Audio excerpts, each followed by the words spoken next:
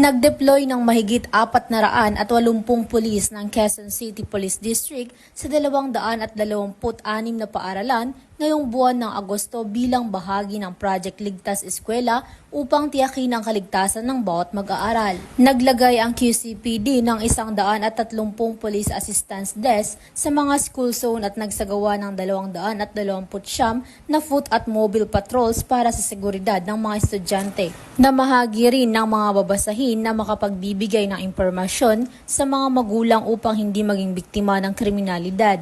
Layon ng proyekto na gawing ligtas at walang pangamba ang bawat paaralan para sa mga estudyante, guro at mga magulang. Mula dito sa Camp Bagong Diwa, ako po ang iyong PNN correspondent, Patroluman Mikami Bahiwag, alagad ng batas, tagataguyod ng Balitang Pulis.